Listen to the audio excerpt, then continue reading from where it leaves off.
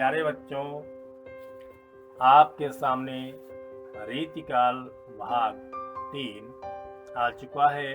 आपकी प्रतीक्षा बहुत लंबी रही, लेकिन अब उस प्रतीक्षा को हम समाप्त कर रहे हैं। आगे चलते हैं रीतिकाल भाग 3 के जो प्रश्नोत्तरी है उसकी तरफ और देखते हैं आपकी कैसी तैयारी है, और उस तैयारी में आप देखेंगे कि किस प्रकार से आपको लाभ पहुंचेगा। तो चलिए ज़्यादा इंतज़ार बिल्कुल भी नहीं करते हैं और तुरंत शुरू करते हैं रीतकाल का भाग 3 का पहला प्रश्न। केशव दास को मिल्टन की उपाधि किसने दी थी?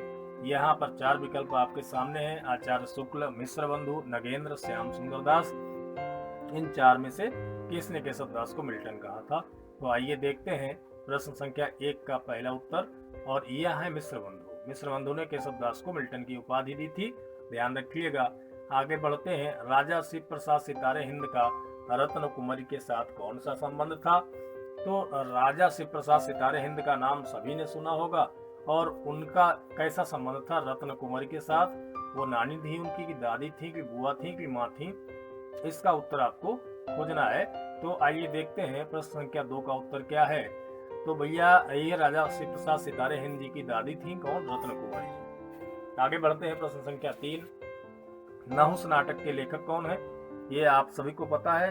नहुस नाटक के लेखक के बारे में भी पता होगा, तो जिसको नहीं पता है वो भी आज से पता हो जाए। तो अगला प्रश्न, इसका उत्तर है गिरधर दास जी, जो नहुस नाटक के लेखक है। आगे बढ़ते हैं प्रश्न संख्या 4। छत्रसाल दशक के लेखक कौन है? केशव दास, भूषण, जगनीक, चंद्रवरदाई।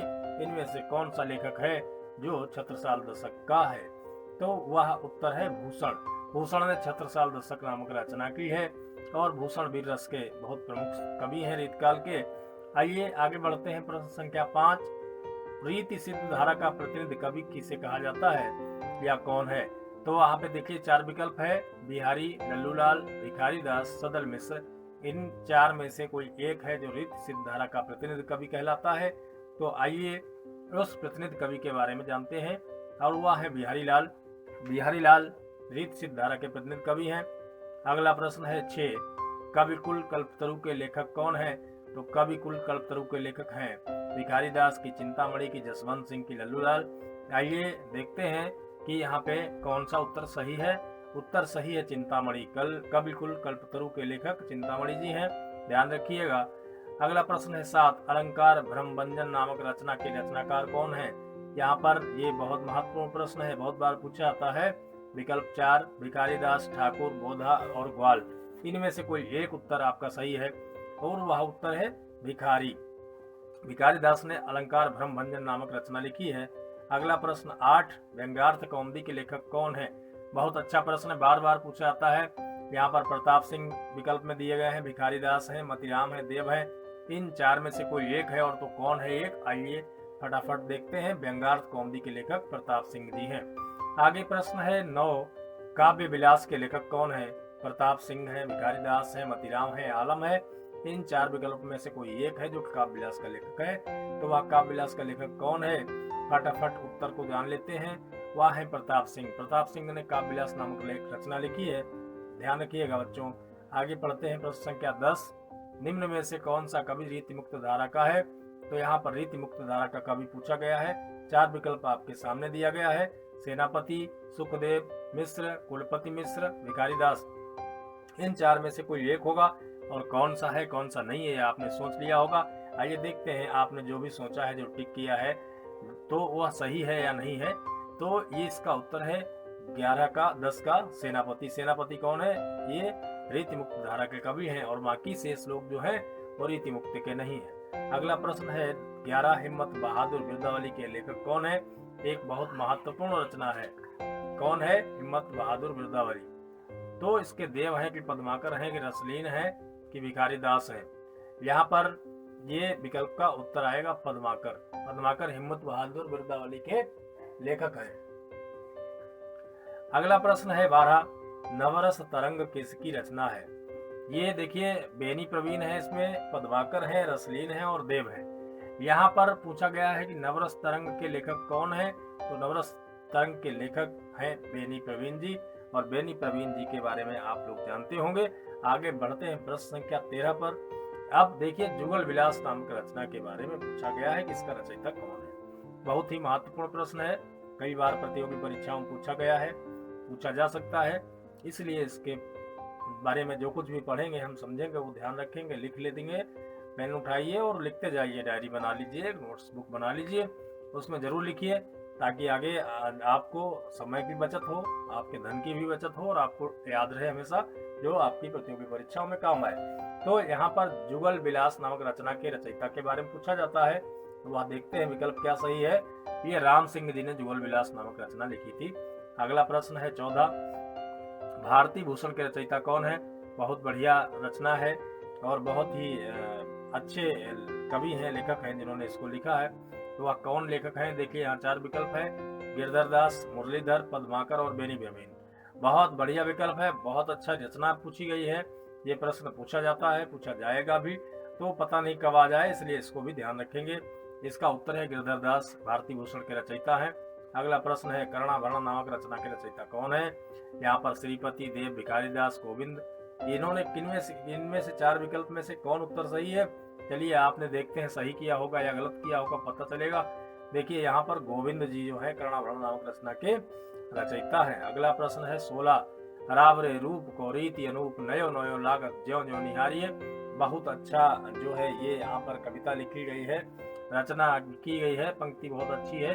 या किसकी है यहाँ पर ये हमको ढूंढना है, तो सेनापति की है कि घनानंद की है कि भिखारी दास की है कि देव की है। और इसका उत्तर है घनानंद। घनानंद को प्रेम की पीर का फकीर भी कहा जाता है। आप सारे बच्चे इस बात को ध्यान रखेंगे। अगला प्रश्न है, लोगन कवित्व की वो खेल करी जानो है। यह कथन किसका है, देव का है, सेनापति का है, ठाकुर का है कि भिखारी दास का है। बहुत ज्यादा ये उक्ति जो है बार बार पूछी जाती है। ये रीत काल की प्रसिद्ध उक्ति है, रीत काल के किसी लेखक की उक्ति है, और उन चारों में से एक यहाँ पर कोई विकल्प सही है। आपको गैस करना है, तुक लगाना है, सोच के लिखना है और उत्तर आपका सही हो जाना है। तो इसका उत्तर क्या है, इसका उत्तर है ठाकुर। ठाकुर ने लोगन कवित्व की वो खेल करी जानो है यह कहा था, इसलिए यह प्रतियोगी परीक्षा में बार बार पूछा जाता है। अगला प्रश्न है 18, कवि देव का मूल नाम क्या है। कवि देव का मूल नाम है देवी दत्त या देवदत्त या देवी दयाल या जयदेव। तो कौन है इसमें उत्तर सही। उत्तर सही जो है वह देवदत्त है। कवि देव का मूल नाम देवदत्त ही था, आप लोग ध्यान रखेंगे। प्रश्न संख्या 19 की तरफ चलते हैं। प्रश्न है, कृपा कांड के रचयिता हैं। तो कृपा कांड किसने लिखा, किसने इसकी रचना की। पद्माकर ने की, भिखारी दास ने की, ठाकुर ने की, घनानंद ने। ये इसमें से 4 विकल्प में से एक विकल्प हमारा सही है। तो आप लोगों ने गेस कर लिया होगा। चलिए आज देखते हैं आपने जो भी किया है वो सही किया है गलत किया है। तो कृपा कांड के रचयिता आपके सामने आ गए, ये घनानंद जी है। कौन है, घनानंद जी हैं। इन्होंने क्या किया, कृपा कांड की रचना की थी। अगला प्रश्न है 20, रस सारांश के रचयिता कौन है। देव हैं कि भिखारी दास हैं कि पद्माकर हैं कि केशव हैं। बहुत महत्वपूर्ण प्रश्न है, जरूर इसके उत्तर को आप लिख लीजिएगा। जिसको आता है आप कमेंट बॉक्स में जरूर लिखिएगा कि हाँ मुझे प्रश्न का उत्तर आता था। तो यहाँ पे उत्तर आ रहा है 20 का, भिखारी दास ने रस सारांश नामक रचना लिखी है। अगला प्रश्न है 21, रीति काल को किस आचार्य ने रीतिबद्ध, रीति मुक्त एवं रीति सिद्ध धारा में विभक्त किया। तो यहाँ पर उत्तर है आचार्य केशव दास, आचार्य विश्वनाथ विकल्प दिए गए हैं, आचार्य शुक्ल हैं, बच्चन सिंह हैं। इनमें से कोई एक कवि आपका है, रचयिता है जिसने ये नाम दिया है, वह कौन है, आचार्य विश्वनाथ जी हैं। रीति काल को आचार्य ने रीति बद्ध, रीति मुक्त और रीति सिद्ध धाराओं में विभाजित किया था। अगला प्रश्न है 22, रीति काल को किस विद्वान ने मुक्त रीति और बद्ध रीति के नाम से विभक्त किया। तो यहाँ पर उत्तर होगा बच्चन सिंह। बच्चन सिंह ने रीति काल को रीतिबद्ध और बद्ध रीति के नाम से विभक्त किया था। अगला प्रश्न है 23, बिहारी सतसई की रचना किस राजा के निर्देश पर हुई। बिहारी सतसई में कितने दोहे हैं बच्चों, मैंने पहले बताया था 712 दोहे हैं, और जिसके दोहे के बारे में कहा जाता है कि इसका एक एक दोहा बिल्कुल अर्थ से भरा हुआ है, गागर में सागर भरने वाला कहा गया है, इसीलिए बिहारी लाल जी को, उनके दोहों को। तो वही बिहारी सतसई की रचना किसके राजा के निर्देश पर हुई है। यहाँ पर उत्तर आप लोग जान गए होंगे। तो वह राजा मिर्जा जय सिंह है, प्रताप सिंह है, आजम शाह है, राजा उद्योग सिंह है। तो यहाँ पर विकल्प पहला सही है, मिर्जा राजा जय सिंह। अगला प्रश्न है 24, देव ने किस संचारी भाव की उद्भावना की थी। वल छल दैन्य हर्ष। यहाँ पर ये देखिए आपका जो छंद है, अलंकार है, वहां से भी देखिए प्रश्न इधर आता आ सकता है। आना का तो वो है नहीं, लेकिन हाँ ये उसी तरीके का होता है, इससे भी आप उसको कर सकते हैं। तो यहाँ पर उत्तर आपका है छल। छल को देव ने संचारी भाव की भावना की थी। अगला प्रश्न है, हिंदी नवरत्न की समीक्षा किसने लिखी? ये बहुत महत्वपूर्ण है। आचार्य शुक्ल है, महावीर प्रसाद द्विवेदी है, राम कुमार वर्मा है, रामविलास शर्मा है। तो कौन उत्तर इसमें सही है जो नवरत्न की जिसने समीक्षा लिखी थी? यहाँ पर महावीर प्रसाद द्विवेदी जी का नाम आता है। पूरा द्विवेदी युग आगे चल के आप पढ़ेंगे, और वह उसमें महावीर प्रसाद द्विवेदी का बड़ा योगदान रहा, उल्लेखनीय योगदान रहा। ऐसे हिंदी रत्न की समीक्षा करने वाले महावीर प्रसाद द्विवेदी जी हैं, आप बच्चे ध्यान रखेंगे। अगला प्रश्न 26, वास्तव में श्रृंगार और वीर दो रसों की कविता इस काल में हुई, प्रधानता श्रृंगार की रही। इससे इस काल को रस के विचार से कोई श्रृंगार काल कहे तो कह सकता है। यह किसका कथन है? आचार्य विश्वनाथ, राजेंद्र प्रसाद द्विवेदी, डॉक्टर नगेंद्र, डॉक्टर राम कुमार वर्मा। तो यहाँ पर उत्तर आपका सही है, आचार्य विश्वनाथ ने ये बात कही थी। अगला प्रश्न है 27, रीतकाल में कविता नालियों में बहने लगी, यह किसका कथन है? सोचिए, रीतकाल में कविता जो थी वो नालियों में बहने लगी थी, और यह किसने कहा था? ऐसा कहने वाला कौन है? महावीर प्रसाद द्विवेदी, नगेंद्र शुक्ल, रामविलास शर्मा। तो आइए फटाफट उत्तर देखते हैं। ऐसा कहने वाले आचार्य रामचंद्र शुक्ल हैं। अगला प्रश्न है आपके सामने, जो कि है 28, मीनागढ़ बम्बई समुद्र बंद राजभंग, बंदर को बंद कर बंदर बसाओगे, यह काव्य पंक्ति किसकी है? बहुत महत्वपूर्ण, बहुत अच्छी काव्य पंक्ति है, ध्यान रखेंगे। यहाँ पर विकल्प हमारे सामने है कि मतिराम की है, कि केशव की है, कि भूषण की है ना, या पद्माकर की है। ये चार विकल्प में से एक को चुनना है। आइए, चुन लिया होगा आपने, तो देखते हैं कौन उत्तर सही है। पद्माकर है। मीनागढ़ बम्बई समुद्र बंद राजभंग, बंदर को बंद कर बंदर बसाओगे, ये काव्य पंक्ति बहुत वजीली है, बहुत ऊर्जा से भरी हुई है, इसलिए इसको ध्यान रखना है। और ऐसी ऊर्जा से भरी हुई काव्य पंक्तियों की सर्जना करने वाले हमारे कवि पद्माकर जी हैं, बच्चे ध्यान रखेंगे। अगला प्रश्न है 29, किस परंपरा के कवियों का काव्य मानसल व शरीर न होकर सूक्ष्म और मानसिक था? रीतिबद्ध, रीति मुक्त, रीति सिद्ध या उपयुक्त सभी? इसमें रीति मुक्त का विकल्प सही है। अगला प्रश्न है इसमें उपयुक्त सभी का विकल्प सही था।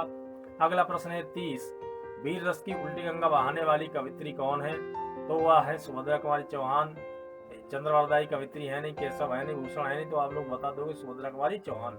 अगला प्रश्न है 31 में जो प्रश्न है वह पूछा गया है कि लक्षण ग्रंथ किस काल में लिखे गए?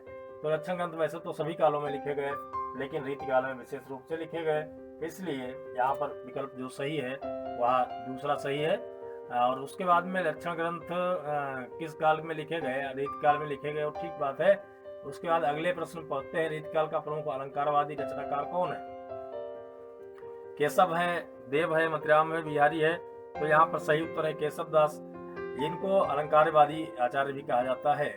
अगला प्रश्न है, रीतिकाल का प्रमुख अलंकारवादी रचनाकार कौन है? देव है, केशव है, मतिराम है या बिहारी है?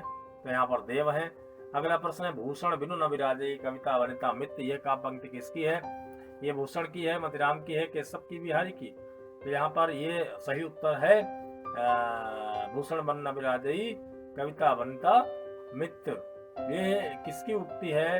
तो ये उक्ति तो मुझे नहीं मालूम है, लेकिन हाँ सही बात यह है कि भूषण की उक्ति है, और भूषण के है, मतिराम इसमें है, केशव है, बिहारी है। तो यहाँ सही उत्तर क्या है? ये केशव की है, भूषण, जो अलंकारवादी कवि कहलाते हैं। अगला प्रश्न है, नहीं पराग नहीं मधुर मधु, नहीं विकास यही काल, अली कली संगी विंध्यो आगे कौन हवाल। यह प्रसिद्ध काव्य पंक्तियां किस कवि की हैं? इसका रचयिता कौन है? बहुत बार पूछा जाता है, बल्कि बार बार पूछा जाता है। तो आइए देखते हैं आपको इसका उत्तर आता है कि नहीं आता है। उत्तर है बिहारी लाल। उन्होंने कहा था, नहीं पराग नहीं मधुर मधु, नहीं विकास यही काल। आप लोग ध्यान करिए, जब नहीं पराग नहीं मधुर मधु नहीं विकास यही काल, राजा जयसिंह जी जब राजपाट को त्याग कर अपनी नवोड़ा पत्नी के साथ में, नवोदा रानी के साथ में विहार कर रहे थे, राजपाट से भूल बैठे थे, तो प्रजा तराई करने लगी। मंत्रियों ने इनको मिला के भेजा, और यहाँ पर जो मिलने के लिए तो था ही नहीं आदेश, तो उन्होंने चिट्ठी लिखकर भेजी बिहारी लाल जी ने, और वह चिट्ठी वही थी, नहीं पराग नहीं मधुर मधु नहीं विकास यही काल, अली कली संग ही बिंदु आगे कौन हवाल। ये काम पंक्तियां जब कवि ने लिख करके भेज दी राजा के पास, राजा ने काम पंक्तियों को पढ़ा और तुरंत तत्काल ही वो राज दरबार में आ पहुंचे। तो ये ऐसा नहीं पराग नहीं मधुर मधुर नहीं विकास यही काल, अली कली संग यही बंधे हो आगे कौन हवाल के रचयिता बिहारी लाल जी हैं। बहुत महत्वपूर्ण है रीतिकाल में, इन्हीं के ऊपर सब दारोमदार है। तो आइए चलते हैं प्रश्न संख्या 35 पर। पद्माकर किसके आश्रय में रहे? तो पद्माकर जगत सिंह, जय सिंह, मान सिंह, सरनाम सिंह, यहाँ 4 विकल्प है। और इनमें से किसके आश्रय में रहे हैं पद्माकर? यह उत्तर आपके सामने आ गया, जगत सिंह के समय में रहे हैं, जगत सिंह के आश्रय में रहे हैं। तो अगला प्रश्न है 36, जसवंत सिंह की रचना है, इसमें से जसवंत सिंह की रचना कौन सी है? भाव विलास है, भाषा भूषण है, रस प्रबोध है या काव्य निर्णय है? तो यहाँ पर जसवंत सिंह की रचना भाषा भूषण है। अगला प्रश्न है 37, घनानंद किस बादशाह के मीर मुंशी थे? शाहजहां, औरंगजेब, अकबर, मोहम्मद शाह। बहुत महत्वपूर्ण प्रश्न है। घनानंद के बारे में कहा जाता है कि ये प्रेम के पीर के फकीर हैं और इन्होंने बहुत मीठा लिखा है, बहुत अच्छा लिखा है, प्रसिद्धि भी पाई है इसी कारण से। तो यहाँ पे प्रश्न है घनानंद किस बादशाह के मीर मुंशी थे? ऐसा बहुत महत्वपूर्ण व्यक्ति जो घनानंद नाम का प्रसिद्ध हुआ, वह किसी बादशाह का मीर मुंशी भी था। ये बहुत कम लोग जानते हैं, लेकिन आज जब आप रीतिकाल भाग 3 के वीडियो को देख रहे हैं या जब भी आप देखेंगे तो निश्चित रूप से जो भी देखेगा उसको काफी लाभ प्राप्त होगा। तो यहाँ पर फटाफट उत्तर पहुंचते हैं। घनानंद के किसके मीर मुंशी थे? तो वह थे मोहम्मद शाह। मोहम्मद शाह के नाम से जो राजा था उसके घनानंद मीर मुंशी थे। और अगला प्रश्न है, हिंदी काव्य अब रीतिकाल में पूर्ण प्रौढ़ता को प्राप्त हो गया था, किसका कथन है? महावीर प्रसाद द्विवेदी, रामकुमार वर्मा, आचार्य रामचंद्र शुक्ल और नगेंद्र। इनमें से 4 में से एक है, यह आचार्य शुक्ल जी का कथन है।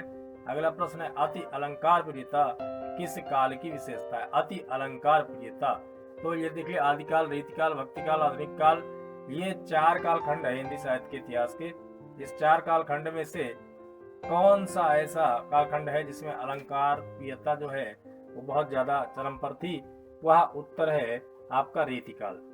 अब इसके बाद में आज की इस सीरीज का आखिरी प्रश्न आए उससे पहले मैं आप सभी से गुजारिश करना चाहता हूं कि हमारे YouTube चैनल उदय करियर कंपटीशन क्लास के नाम से जो आपको उपलब्ध है, उसको आप लोग निश्चित रूप से ऐसे वीडियो पाने के लिए, लगातार आपके ज्ञान में वृद्धि करने के लिए, हिंदी के समर्थन के लिए हम सभी से करना चाहते हैं अनुरोध कि आप लोग हमारे वीडियो को, हमारे चैनल को सब्सक्राइब करें, लाइक करें और उसके साथ साथ इसको शेयर भी जरूर करें। जितने भी पढ़ने वाले विद्यार्थी हैं, हमारे आपके साथ के लोग हैं, हिंदी के जिज्ञासु हैं, जानकार हैं, उन सबको यह वीडियो निश्चित रूप से उन तक पहुंचाएं।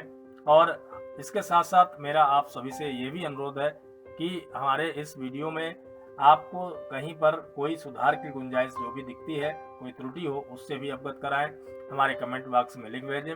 और यदि कुछ अच्छा लगता है, कुछ अलग लगता है, तो उसको भी आप जो है हमारे कमेंट बॉक्स में लिख करके भेजेंगे, मुझे खुशी होगी।